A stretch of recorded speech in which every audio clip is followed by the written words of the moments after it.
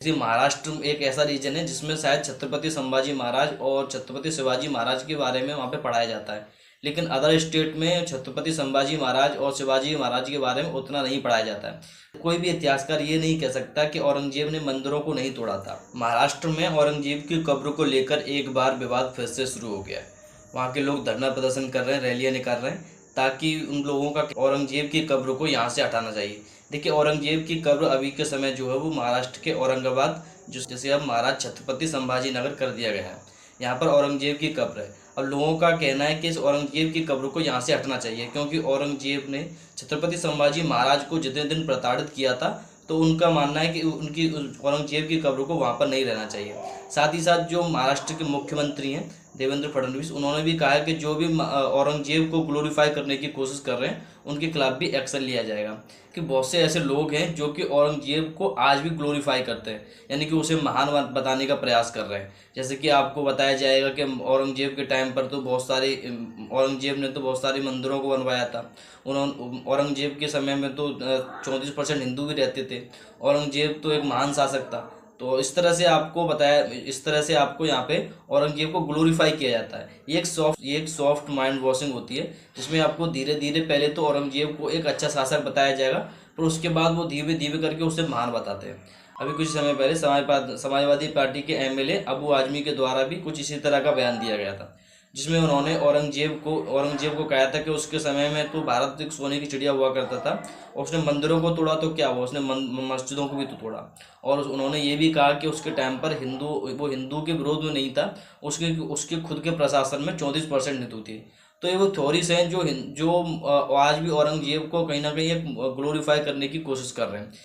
लेकिन बात ये आती है कि आज लोग इतना ज़्यादा औरंगजेब को लेकर इतने ज़्यादा गुस्से में क्यों हैं, क्यों लोग उसकी कब्र को तोड़ना चाहते हैं, क्यों वहाँ से हटाना चाहते हैं। देखिए दोस्तों, इसका रीज़न ये है कि अभी आपको पता ही होगा, हाल ही में एक मूवी आई हुई है छावा।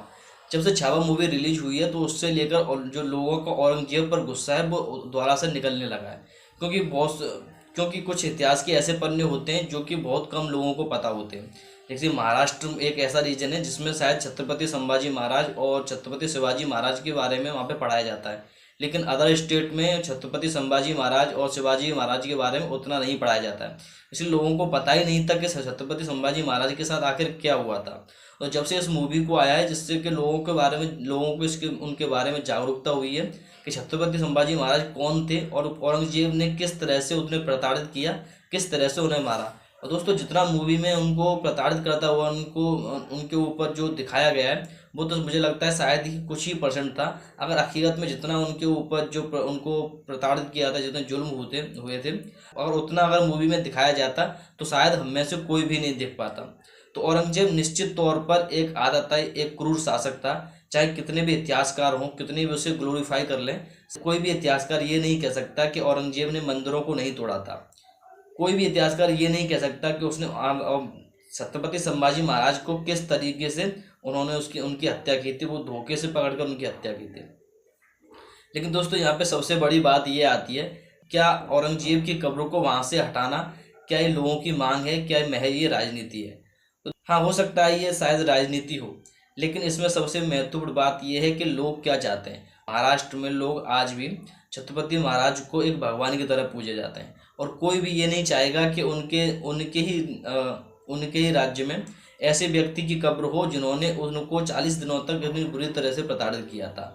इससे भी ज़्यादा जरूरी मुझे लगता है कि हमें छत्रपति संभाजी महाराज को अगर दिल से रेस्पेक्ट करनी है, तो हमें इतिहास को दोहराने की जगह हमें इतिहास पर मातम मनाने की जगह हमें इतिहास से कुछ सीखना चाहिए।